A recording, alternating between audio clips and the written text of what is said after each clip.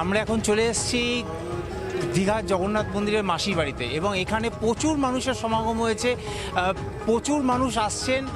এখানে জগন্নাথ দেবের যে মাসির বাড়ি, সেই মাসির বাড়ির সূচনা হয় 27শে জুন, যখন মাননীয় মুখ্যমন্ত্রী মমতা বন্দ্যোপাধ্যায় রথযাত্রার সূচনা করেন এবং জগন্নাথ দেব আজ এখানেই আছেন। জগতের স্বামী জগন্নাথ দেব এখানেই রয়েছেন এবং কিছুক্ষণ পরে এই যে মন্দির দেখছেন আপনারা, এই মন্দির থেকে বিগ্রহ নিয়ে যাওয়া হবে মূল মন্দিরের কাছে।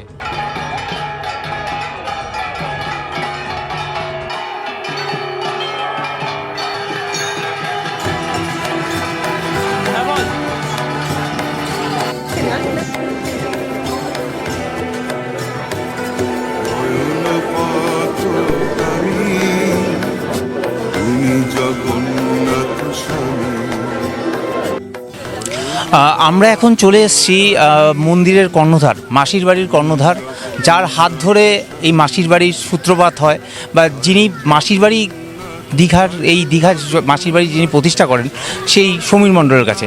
তার কাছে জেনে নেব মন্দিরের খুঁটিনাটি। কবে থেকে আপনার বা কিভাবে এই মন্দির আপনি প্রতিষ্ঠা করলেন, বা মন্দিরের ইতিহাসটা যদি একটু বলেন। দেখো বাবা, সে কথা বলতে গেলে অনেক কিছু ব্যাপার। যদি বলো কেন এখানে আমি একদিন দুদিন না, বহু বছর এসছি। আমার যখন বয়স ছিল, এই ধরো 30 থেকে 40 বছর বয়স ছিল, তখন থেকেই এখানে আমি যাতায়াত করতাম। আস্তে আস্তে আমার মানে একটা ইচ্ছা হলো কি, যে আমি যদি এই দীঘার উপর, এই সমুদ্রের পাড়ে কোনো একটা মন্দির করতে পারতাম, আমি ওতে খুব খুশি হতাম। কিন্তু আমি তো সেইটা ভেবে রেখেছিলাম, কিন্তু করতে পারিনি। কেন সেরকম সুযোগ আসেনি আমার। তাই আমি প্রায় আসতাম, আস্তে আস্তে দেখলাম শর্টে পড়ব। তাই আমি আস্তে আস্তে দেখলাম যে এখানে একটা সাধু ভিক্ষে করে, একটা ঝুপড়ি বেঁধে। কীরকম ঝুপড়ি? ছেঁড়া ওই প্লাস্টিক, মানে যাকে বলা হয় ওই প্লাস্টিক কাগজ, সেই কাগজ, আর তার সঙ্গে কিছু কিছু ওই তাল পাতা যোগ দিয়ে সে একটা ঝুপড়ি করে থাকে। কিন্তু সেই ঝুপড়ির মধ্যে কয়েকটা ছোট ছোট প্যারিসের ঠাকুর ছিল, ছোট ছোট। সেই ঠাকুরগুলো কী ঠাকুর? ঠাকুর হচ্ছে ওই গঙ্গা ঠাকুর ছোট্ট, আর হচ্ছে ওই লোকনাথ বাবা। হ্যাঁ, এই ঠাকুরগুলো ছিল। তা আমি আসছি একদিন বিকেলবেলা, এসে ওর কাছে এসছি, ওই সাধুর বলরাম দাসের কাছে। এমন সময় আকাশটা মেঘ করে এসছে, তখন দেখছি বৃষ্টি এলো, বেশ ঝিমঝিম করে বৃষ্টি এসে গেল। তখন কোথায় পালাবার রাস্তা নেই, কোনো দিকে যেতে পারছি না। তখন কি করলাম, উনি আমাকে ডেকে নিল ভিতরে, ওনার ওই ঝুপড়িটুকুর ভিতরে। কিন্তু আমি তো ঢুকলাম মাথায় নিচু করে কোনো রকম। আমার ওয়াইফ সামনে দাঁড়িয়ে আছে, সে ভিজে যাচ্ছে। তখন তাকেও উনি ডাকছে, মা তুমিও ভিতরে আসো, কি করা যাবে এখন। এই সময় আমি বললাম চলে আসো, কী করবে, এখানটা ভিজে যাবে, চলে এসো বলে তার ভিতরে গিয়ে বসলাম। আর বসে নানান সাথে কথা হচ্ছে, আর উনি রান্না করবে বলে জোগাড় করছে। এইবারে আমি বললাম কি, যে বলাই তো একটা কথা বলবো। তখন বললো, আপনি বলুন না। আমি বললাম আচ্ছা, এখানে এইভাবে তুমি ভিজে এইভাবে রয়েছো, ঠাকুরগুলোও কিছু কিছু ভিজে যাচ্ছে, তাই এটা কি একটু বড় করে করা যায় না এই জায়গাটা? তখন বললো, বাবা করা তো যায়, কিন্তু আমি তো গরিব মানুষ, এই ভিক্ষে যা করি তাতেই আমার পেট চলে না, কিন্তু আবার এক্সট্রা পয়সা আমি কোথায় থেকে জোগাড় করবো? তাই আমি তো করার ক্ষমতা আমার নেই, সেই জন্যই এরকম আছে। তখন আমি ভাবছি যদি কেউ তোমাকে দেয়, না বাবা কে দেবে, সামান্য পয়সা চাইতে গেলে তাই লোক মুখ ঘুরিয়ে নেয়, আর আমাকে পয়সা দেবে এই করার জন্য। তখন আমি বললাম, আরে যে কোনো লোক, অন্য লোকও ধরে দেয়, বলে সেরকম লোক এখানে নেই। এখানে দেওয়ার পয়সা আছে অনেকের, কিন্তু সে দেবে না। বলে আচ্ছা যদি আমি দিই, বলে আপনি দেবেন? আমরা যদি দিই তাহলে কী হবে, করা যাবে?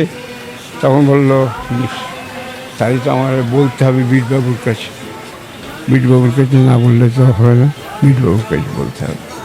হ্যাঁ, তবে আশা করি বিটবাবু আমাকে খুব ভালোবাসে, নিশ্চয়ই আমার এই কথা শুনবে। তখন আমি বললাম ঠিক আছে, বিটবাবু কখন আসবে?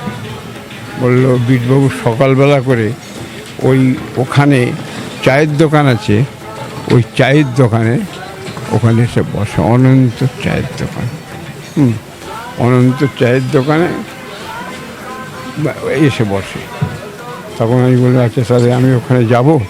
বলে হ্যাঁ আপনি ওখানে যেতে পারেন। তাহলে তুমি আমাকে নিয়ে চলো। বলটা কালকে নিয়ে যাবো। তখন এই কালকে নিয়ে যাবো বলেছি। তখন আমি ঠিক আছে যাবো। আমি এবং আমার স্ত্রী গেলাম। যাওয়ার পরে একটু দাঁড়িয়ে আছি, দেখি উনি বাইকে করে বাজারের দিক থেকে এখানে আসছে। তখন সেই আসছে, একটা বেঞ্চ ফেলা আছে, একটা না 2-3টে বেঞ্চ ফেলা ছিল। সেই বেঞ্চের ওখানে আমি গিয়ে দাঁড়ালাম। তখন উনি এসে বেঞ্চের এক কোনায় বসলো। যখন বসেছে তখন আমি কী করলাম, এক কোনাতে বসেছি ওই চেয়ারের বেঞ্চের, আর আমার স্ত্রী আর একটা বেঞ্চ বসে আছে। এবারে বলাইদা কী করলো, একটা খুঁটি আছে এতে ধরা দেওয়া, তাতে ওই হোগলা দেওয়া আছে পাতা, ছাউনি করে একটা ওই বারান্দার মতন মনে কোথায় কাতে সেখানে নিচে বসে চাটা খাইলো সেটা। আমি এখন যখন ওখানে বসে আছি তখন আমার স্ত্রী সেই খুঁটিটা ধরে দাঁড়িয়ে আছে। তারপরে আমি নিজেই ওকে ইশারা করে বললাম বস, তো সেও বসলো। এইবার বলাইদা কিন্তু দাঁড়িয়ে আছে।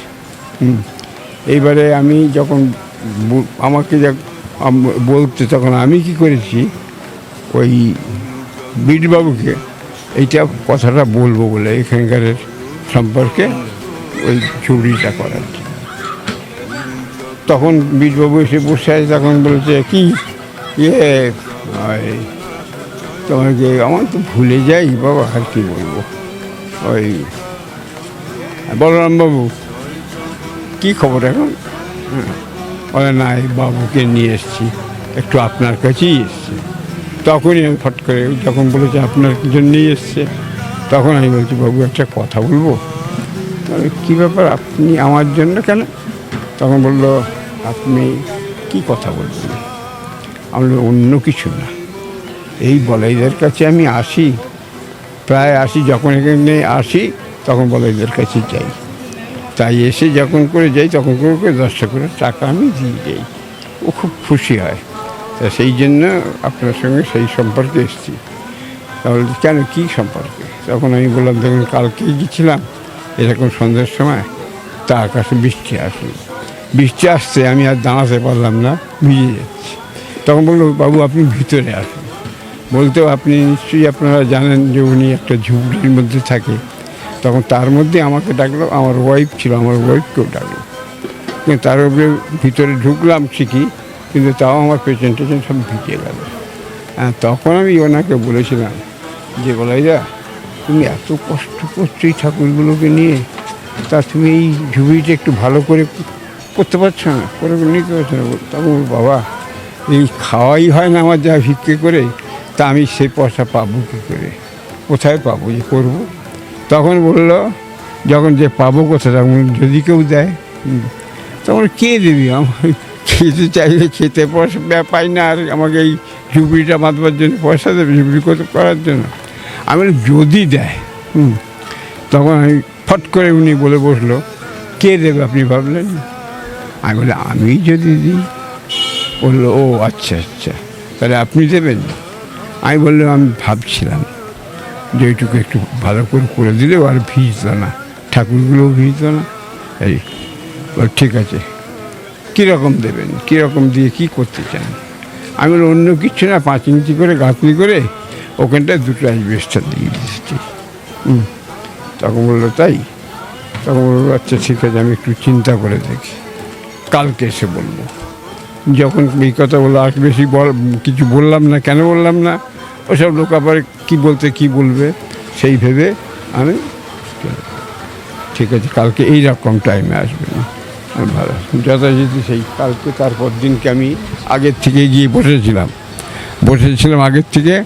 তখন দেখি আসছে, এলো আসতে তখন যখন বলেছি আবার ফের বাবু আপনি কী ভাবলেন, তখন বলছে কিচ্ছু ভাবিনি, ঠিক আছে আপনি করুন, কিন্তু যথাসম্ভব যত তাড়াতাড়ি পারেন করে দেবেন, এইটুকু বললাম।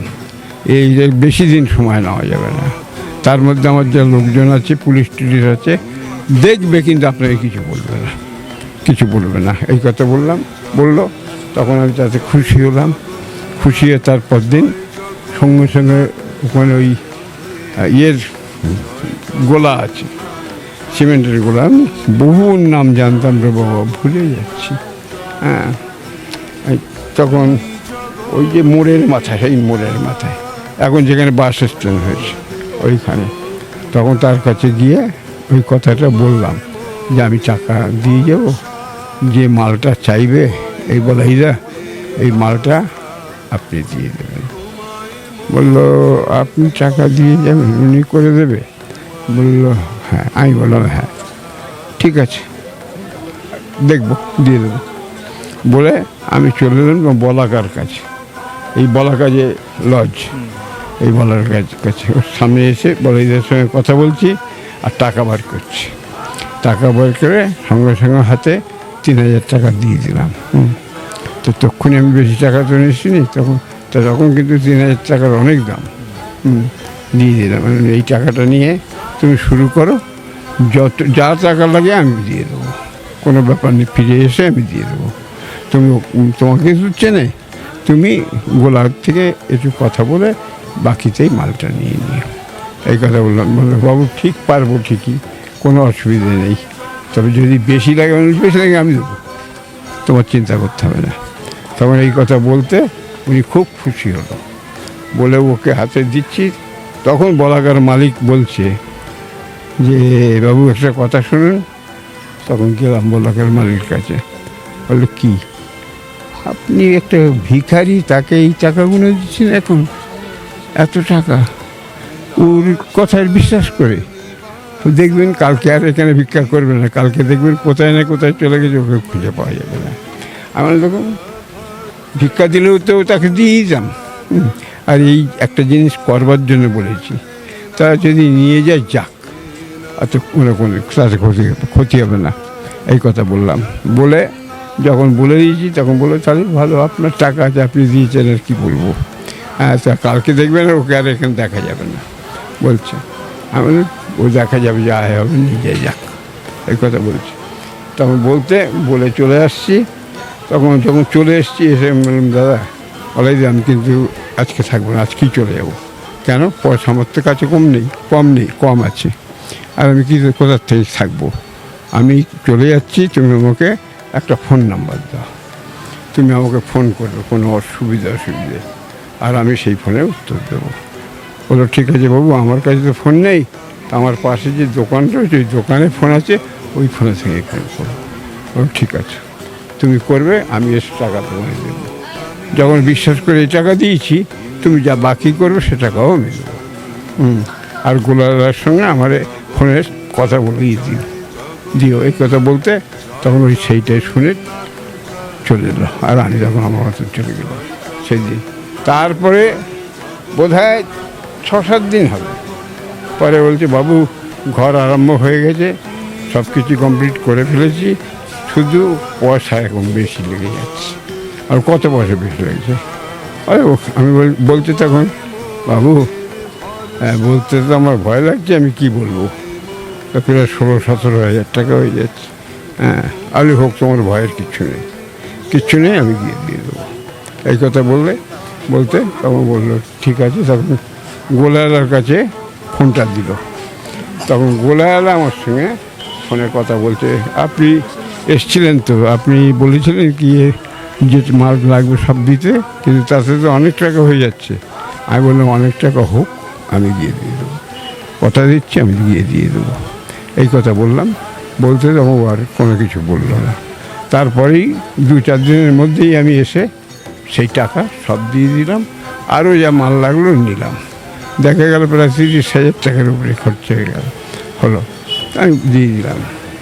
এরপরে সব কিছু করে আজ রোজ সেই বলাঘাট থেকে, এই বলাঘাট বলে যে লজ, ওর থেকে এসে আমি এখানে বসতাম, আর বসতে বসতে দেখছি এই 3 ঠাকুর ভেসে আসছে। তখন ওই ভাসতে ভাসতে এসে দেখলাম ওই ঠাকুরগুলো এখানে এসে সমুদ্রের পাড়ে লেগে গেল। তখন সন্ধে হয়ে গেল, কাকে দিয়ে তুলবো, একটা কী করবো। কিন্তু আমি ভাবলাম, আগে প্রথম ভেবেছিলাম কোনো মরা টরা হয়তো ভেসে আসছে। তখন যখন কাছে আসছে, আমার মাথা একদম ঠিক বিচার করেছে যে এটা মরা যদি হতো তাহলে গন্ধ লাগবে, গরু বাছুর হলে গন্ধ হতো, কিন্তু গন্ধ নেই যেহেতু, তাহলে এটা অন্য কিছু হতে পারে। তখন ওরা এখানে জাল সেলাই করছিল, এই আমাদের তপনের দাদা আর অনেকে, তো ওদের তখন টাকাটা করছি। কেন? ভয়ও লাগছে, আবার মানে ইচ্ছাও হচ্ছে যে দেখতে চাই। হ্যাঁ, ওদের টাকাটাই বলে ছাড়ুন তো, গরু টরু মরা টরা এসছে হবে, এইরকম হামেশাই আসে ওরা বলছে। তখন আমি বললাম, না বাবা, গরু মরা টরা হলে গন্ধ হতো, কিন্তু একটুখানি দেখো না। তো ওদের কাছে রিকোয়েস্ট করতে, তো বলে আচ্ছা ঠিক আছে যাচ্ছি, হাতের কাজটা সেরে নিয়ে যাচ্ছি। ওরা জাল সারছিল, তখন ওরা এলো, এসে গেল, গিয়ে যখন দেখলো যে গরু মরাটা কিচ্ছু নয়, ঠাকুর দুটো করে দেখলো। কোন দুটো? জগন্নাথ আর বলরাম, আর একটাকে দেখতে পাচ্ছে না, এই বিয়ের মধ্যে, বুলডারের মধ্যে। তখন বললো, ও বাবু, এ তো অন্য কিছু না, ঠাকুর। বলে কী ঠাকুর বাবা? বলে আমি আঁতকে উঠলাম। তখন বলছে এটা জগন্নাথ ঠাকুর। বলে আসে, হে নিয়ে আসো বাবা, এখানে নিয়ে আসো, এখানে এই ঠাকুর যখন প্রতিষ্ঠা হয়েছে ও ঠাকুরের প্রতিষ্ঠা হবে। বলে আমি খুব খুশি হলাম। তারপর বলছে যে বলরাম আর জগন্নাথকে পেয়েছি, সুভদ্রা পায়নি। আমি তখন নামলাম, গিয়ে ওখানে ঘুরছি, বলে ওইগুলো তোলো তুমি, ওই দুটো আর একটা হ্যাঁ তৈরি করে নেবো ভাবছি।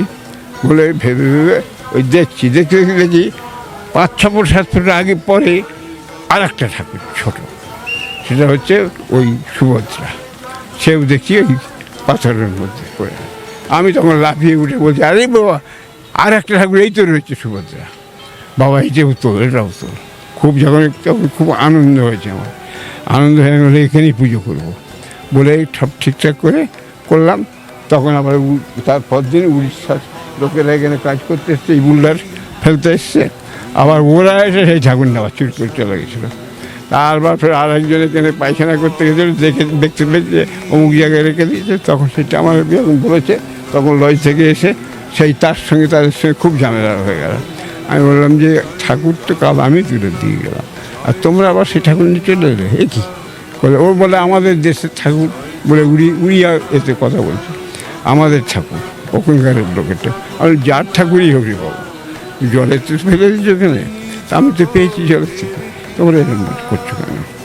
তখন তো ওদের যে ম্যানেজার, মানে মালিক আছে, মানে ম্যানেজার বলতে কি, যে সর্দার, তাকে ডাকলাম, ডেকে দেখো এই কথা বলছে, এই এরকম করছে, এটা কি ঠিক করছে? তখন আচ্ছা দাঁড়ান বাবু, আমাকে বললো ওদের মালিক মানে খুব ভালো, ওদের যে ম্যানেজার। তখন সে গিয়ে সবাইকে ডাকলো, বলে হ্যাঁ রে, তোদের একদিন খাটলে পয়সা না হলে তোদের সংসার চলে না, আর তোরা এই ঠাকুর নিয়ে কী করবি? এর পেছনে কত খরচ আছে জানিস? তখন সব শুনে টুনে বললো, তাহলে আমরা নেব না, ঠিক আছে বাবুকে ডাকো। আমি গেলাম, যেতে বলতে, বাবু তাহলে একটা কথা বলি, আপনি ঠাকুরটা নিয়ে কী করবেন? আপনি দেশে নিয়ে যাবেন তো? আমি এখানেই রাখবো, এই যে ঠাকুর ঘরটা করছি এই ঠাকুর ঘরেই রাখবো। বললে এখানেই রাখবেন? যদি এখানে রাখেন আমরা কি আপনার এই ঠাকুরের পুজো দেওয়া বা দেখার সুযোগ পাবো তো? আমি অবশ্যই পাবো, লিখে দিচ্ছি, তুমি নিয়ে এসে পাবো, লিখে দিচ্ছি যে আমি দেবো কি না। তখন বললো ঠিক আছে। তখন ম্যানেজার আমার বললো, বাবু আর কিছু আপনার করতে হবে না, আপনি ঠাকুর রাখুন। বলে সেই ম্যানেজার সব কথাবার্তা বলে ঠাকুর এখানে তুলে দেওয়া হলো, তুললাম।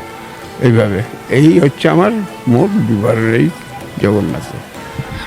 বলছি যে এখানে মাসির বাড়ির স্বীকৃতি পেয়েছে, ঠিক আছে এই বাড়ি, তা আপনার কেমন লাগছে? আমার সে বিষয়ে খুব ভালো লাগছে, খুবই ভালো, মানে এত ভালো লাগছে আমি বলে বোঝাতে পারবো না। কেন?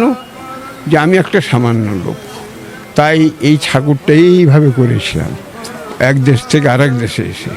আর সেই ঠাকুর যে থেকে আমার এত বড়, মানে আমার মনের মধ্যে এত বড় আশা বা আকাঙ্ক্ষা ছিল না, যা তার বেশি হয়ে পেয়েছি, তাতে আর আমি হচ্ছে বেশি খুশি আর ভাবতে পারছি না, এত বেশি খুশি হয়েছে। মুখ্যমন্ত্রী মমতা বন্দ্যোপাধ্যায় 27 জুন এসেছিলেন, পায়ে হেঁটে এসেছিলেন, আপনার অনুভূতিটা একটু বলুন। আমার তখন আমি এইখানটায় দাঁড়িয়েছিলাম, এইখানটাই দাঁড়িয়েছিলাম। আমি তখন তাকে নমস্কার করতে গিয়েছিলাম, তখন আমাকে উনি হাত ধরে নামিয়ে দিল, বলে যে আমাকে নমস্কার করতে হবে না, হ্যাঁ আপনি একটা বয়োজ্যেষ্ঠ লোক, কেন এরকম করছেন।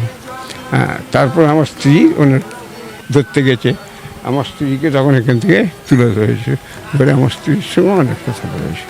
এই হচ্ছে আমার বিবাদ। তাতে আমি খুশি হয়েছি, খুব খুশি হয়েছি। হ্যাঁ, এবং মন্ত্রীরা এসেছিলো, যে মন্ত্রী এসেছে তাদের সঙ্গে অনেক কথা হয়েছে আমার, অনেক অনেক কথা, মানে সে কথা বলে আর মানে করতে পারবো না। অনেক মন্ত্রীর সঙ্গে আমার সঙ্গে কথা হয়েছে। এই যে অরূপ বিশ্বাস কথা হয়েছে, ওই যে আমাদের শিশির কি ওই যে কী যেন শিশির কি যেন ওই উনি এসেছিল, উনি এসেছিল, উনি উপরে উঠেছেন, উনি আমাকে গলা পাঁজাকে ধরে করে তুলেছেন।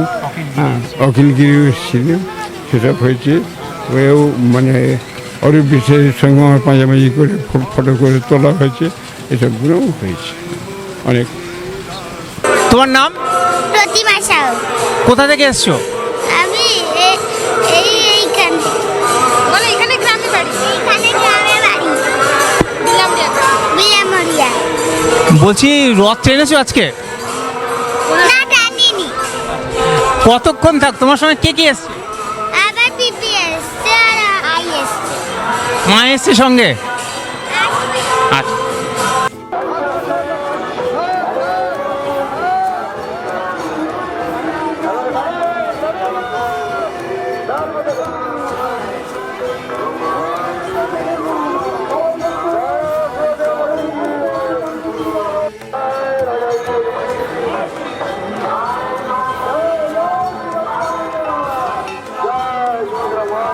আমাদের সঙ্গে এখন রয়েছেন সৌমেন মণ্ডলের স্ত্রী উর্মিলা মণ্ডল। তার কাছ থেকে জেনে নেব মন্দিরের খুঁটিনাটি। এখানে যখন মন্দির প্রতিষ্ঠা হয়, ঠিক আছে, তো তার দীর্ঘ 25 বছর পর মাসির বাড়ির স্বীকৃতি পেল, আপনার কেমন লাগছে? ভালো লাগছে, ভালোই লাগছে। মাসির বাড়ি স্বীকৃতি, এর মন্দিরটা হওয়ার পরে এখানে অনেক উন্নতি হয়েছিল। এই রাস্তা ছিল না, লাইট ছিল না, আমরা মন্দির করার পরে রাস্তাও হলো, লাইটও আসলো। তারপরে এখানকার গ্রামের লোকেরা অনেক নানান লোকে নানা ধরনের নিয়ে ব্যবসায়ী বাণিজ্য করছিল। এখন মাসির বাড়ি হয়েছে, আরোই ভালো উন্নতি হয়েছে, তারা আরও ভালো ব্যবসা বাণিজ্য করবে।